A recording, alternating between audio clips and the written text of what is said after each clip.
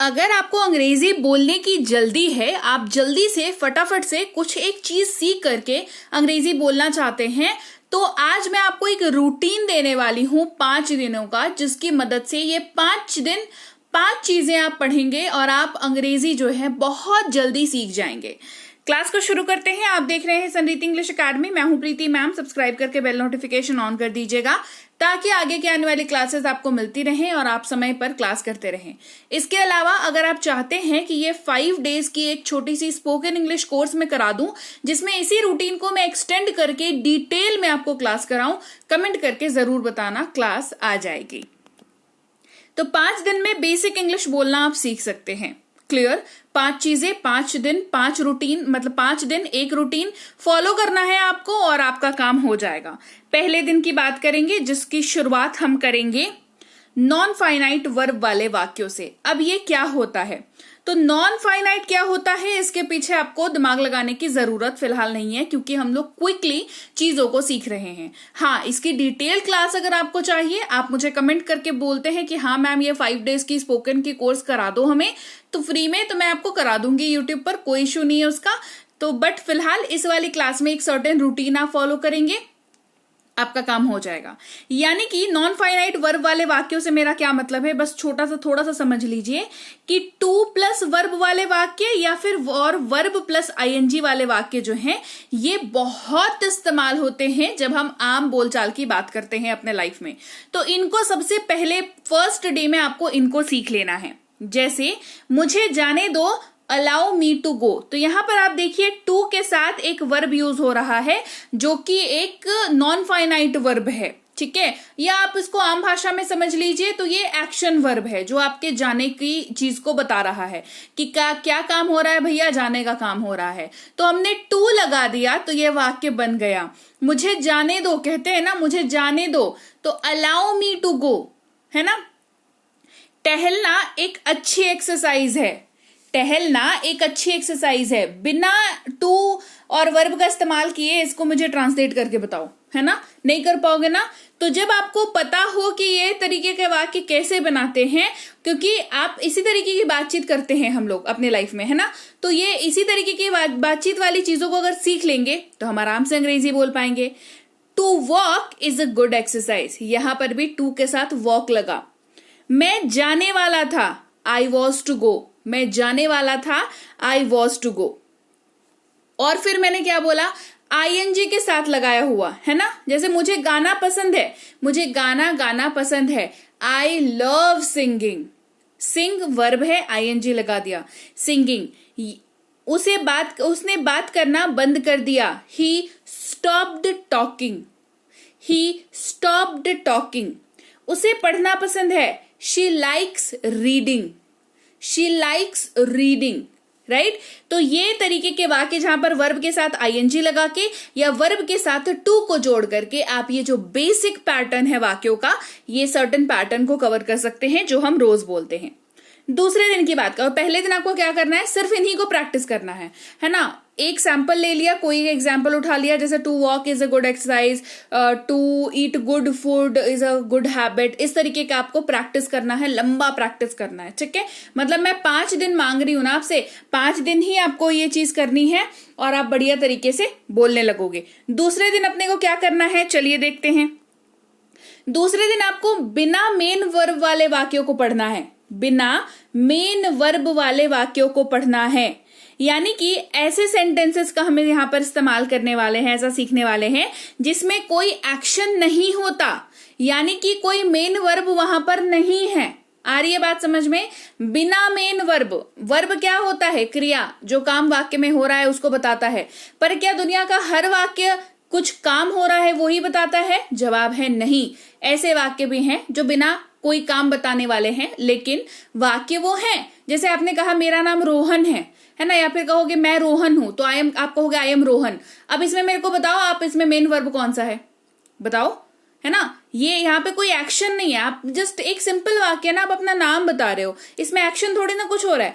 तो इस तरीके वाले वाक्य, इसको मैंने कोट किया है बिना मेन वर्ब वाले वाक्य। ऐसे वाक्य जिसमें आपको is, am, are, was, were, has, have, had ये इस्तेमाल होते हुए दिख जाएंगे।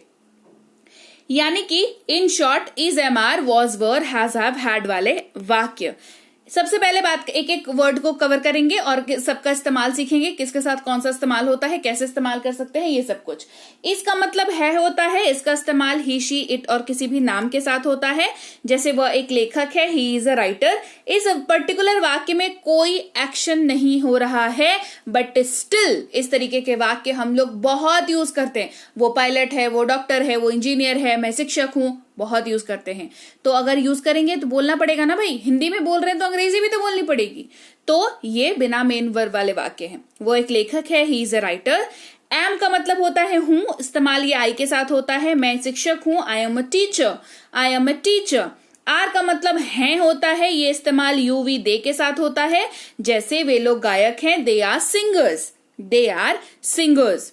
वॉज का मतलब था या थी होता है, ये पास्ट के वाक्यों में इस्तेमाल होता है और ये इस्तेमाल आई, ही, शी, इट और किसी भी नाम के साथ होता है। मैं एक लेखक था, आई वॉज अ राइटर। वर का मतलब थे या थी होता है, इस्तेमाल ये सिर्फ यू, वी, दे के साथ ही होता है। और आप एक चित्रकार थे, यू वर अ पेंटर।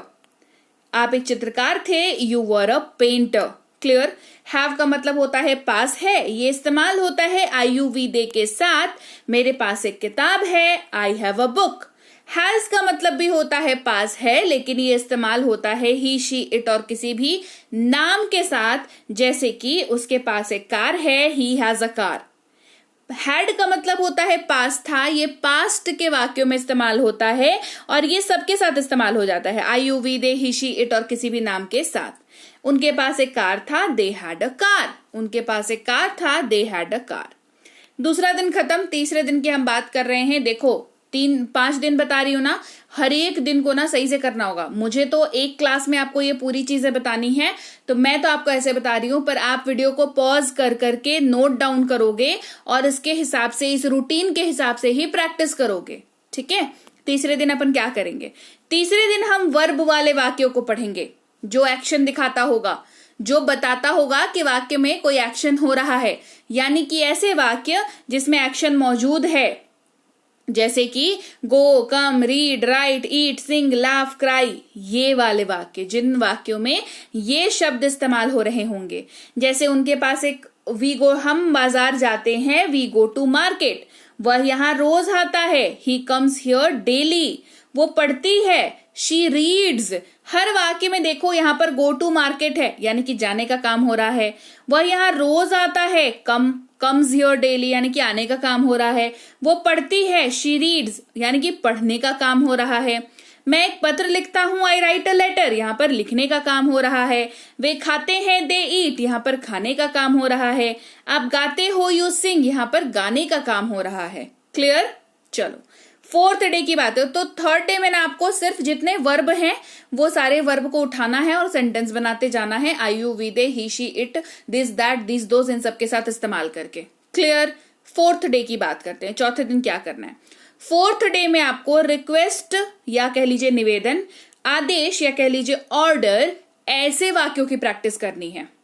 यानी कि रिक्वेस्ट करने वाले वाक्य, क्योंकि आप किसी से बात करोगे तो कैसे, या तो आपका सीनियर होगा तो आप बोलोगे रिक्वेस्ट कर सकते हो, आपका जूनियर होगा तो आप ऑर्डर जमाओगे, राइट।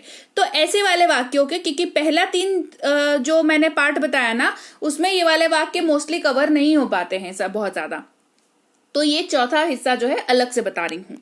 जैसे कृपया जाएं, प्लीज गो। कृपया मुझे एक ग्लास पानी दें, please give me a glass of water.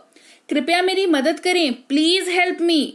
अभी जाओ, गो नाउ या गो राइट नाउ, ऑर्डर दिया। खिड़की खोलो, open the window, open the window.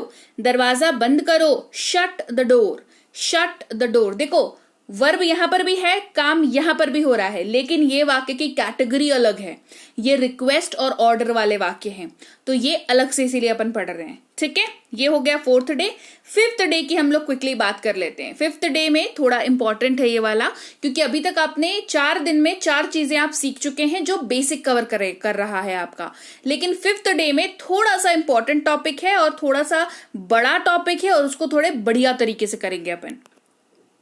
ये वाले वाक्य जो है मनस्थिति बताने वाले, यानी कि मूड बताने वाले, या बेसिकली आप कोई काम को कैसे कर पाते हो इस चीज को बताने वाले वाक्य, बेसिकली मनस्थिति बताने वाले हैं। ठीक है, तो चलो ये कौन से हैं, ये हैं आपके, ये वाला कैटेगरी जो है आता है ये वाले शब्दों का आता है, जहां पर जैसे सबसे पहला शब्द है हमारे पास कैन, जो कि हिंदी वाक्य में सकता है, सकती है, सकते हैं, सकता हूं का इस्तेमाल करके बनते हैं। यानी कि हिंदी का वाक्य है जिसमें आप सकता हूं, सकते हैं इसका इस्तेमाल कर रहे हो, इंग्लिश में उसकी जगह पर कैन यूज करेंगे। सिर्फ एक कंडीशन है, वो ये कि वो वाक्य जो है कैसा होना चाहिए, क्षमता दिखाने वाला होना चाहिए, तो कैन यूज हो जाएगा। जैसे तुम ये कर सकते हो, यू कैन डू इट, तुम ये कर सकते हो, यू कैन डू इट। वे अंग्रेजी बोल सकते हैं, they can speak English, they can speak English.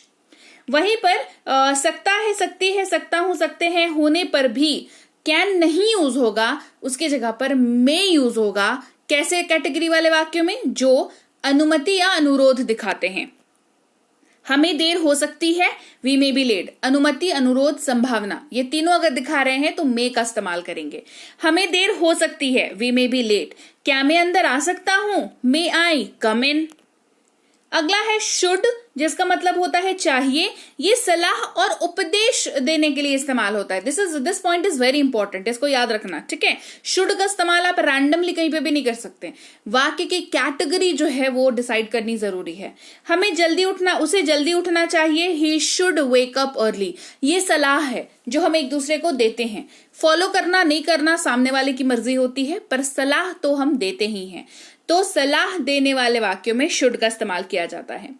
वहीं पर गा, गे, गी अगर किसी वाक्य के अंत में यूज हो रहा हो और वो वाक्य संदेश संभावना जताता हुआ हो, या तो फिर भविष्य परंतु पास्ट में कहे जाने वाले वाक्यों की कैटेगरी में से हो, मतलब ये भविष्य की, आप भविष्य की बात कर रहे हैं पर पास्ट, भविष्य में खड़ा होकर के अगर अभी आप देखें, अभी को देखें तो वो पास्ट नजर आएगा आपको, तो वहां पर वुड का इस्तेमाल करते हैं। वह परीक्षा उत्तीर्ण करेगी, she would pass the exam, नहीं किया तो संभावना जता रहे हो ना, हो सकता है पेपर डिफिकल्ट आया, नहीं हो पाया, है ना, तो वुड का इस्तेमाल कर लिया। फिर है अगर वाक्य में सका, सकी, सके या पाया, पाई, पाए का इस्तेमाल कर रहे हैं तो कुड वर्ड यूज करेंगे। वह नहीं जा सका या वो नहीं जा पाया, ही कुड नॉट गो। अवश्य चाहिए या जरूर चाहिए, आप मस्ट का यूज करेंगे। जैसे उसे अवश्य जाना चाहिए, ही, तो लीजिए भाई, ये थी आज की क्लास। तो क्लास अगर आप यहाँ तक देख रहे हैं, इसका मतलब है कि आप बहुत सीरियस हैं अंग्रेजी बोलने को लेकर के, और यकीन मानिए ये क्लास आपके बहुत काम आएगी अंग्रेजी बोलने को लेकर के। तो क्लास कैसी लगी कमेंट करके मुझे जरूर बता दीजिएगा। क्लास को लाइक और शेयर तो आपने कर ही दिया होगा। आप देख रहे हैं संरीति इंग्लिश अकेडमी, मैं हूं प्रीति मैम। सब्सक्राइब करके बेल नोटिफिकेशन भी फटाफट से ऑन कर दीजिए। इसके अलावा हमारी जो ऐप है संरीति इंग्लिश अकेडमी, सेम नाम से ऐप है, वहां पर आपको बेसिक से प्रो स्पोकन इंग्लिश का कोर्स, इंग्लिश राइटिंग का कोर्स जिसमें आप अंग्रेजी लिखना सीखते हैं, इंग्लिश ग्रामर का कोर्स, इंग्लिश रीडिंग का कोर्स आपको मिल जाएगा ऐप पर। इसके अलावा अंग्रेजी पढ़ने में अगर दिक्कत आती है, स्पेलिंग्स में दिक्कत आती है, तो ये अंग्रेजी पढ़ने का रामबाण ट्रिक, ये जो किताब है ये अमेजॉन पर अवेलेबल है। आप सिंपली इस बुक का टाइटल यहां से देख करके आप अमेजॉन पे सर्च करके इस बुक को अपने घर पर कैश ऑन डिलीवरी के साथ भी मंगवा सकते हैं। इसके अलावा अगर आपको ई बुक्स की जरूरत है, तो चाहे वो वर्ड मीनिंग की ई बुक हो, टेंसेस की हो, आपके स्पोकन इंग्लिश की हो, ग्रामर की हो, या मिनी स्पोकन इंग्लिश स्ट्रक्चर्स की हो, जो कि क्विक रिवीजन का आपको मौका देती है, क्विक समझने का आपको मौका देती है, ये सारी की सारी ई बुक्स जो है हमारी ऐप पर अवेलेबल है। ऐप में जाकर के आप इनको इजीली वहां पर ले सकते हैं। इसके अलावा हमारी क्लास, हमारी पेड क्लास या किसी भी तरीके की अंग्रेजी को लेकर के समस्या अगर आपको आ रही है, तो इस नंबर पर व्हाट्सएप मैसेज करके आप हमारे साथ संपर्क कर सकते हैं, हमारे ग्रुप में जुड़ सकते हैं। और इस किताब को मंगवाने के लिए भी आप सिंपली इस नंबर पर व्हाट्सएप मैसेज करके भी इस किताब को अपने पास मंगवा सकते हैं। और हमारा ऐप को जैसा दिखता है गूगल प्ले स्टोर पर, वहां पे आपको यहाँ पर इंस्टॉल कर लेना है ऐप को अपने मोबाइल पर। इसके अलावा व्हाट्सएप का ग्रुप हमारा जरूर ज्वाइन करके रखें, रोज की फ्री क्लासेस आपको मिल जाती हैं। टेलीग्राम का चैनल हमारा जरूर ज्वाइन करके रखें, वहां पर भी आपको क्लासेस मिल जाती हैं, कुछ इंपॉर्टेंट अनाउंसमेंट होता है वो भी आपको पता चल जाता है, और ऐसे आप जो है अंग्रेजी के संपर्क में बने रहते हैं। तो thank you so much for watching आज की क्लास को। मैं आपसे मिलूंगी आपकी अगली क्लास में। Till then thank you so much for watching. Stay tune to Sanriti English.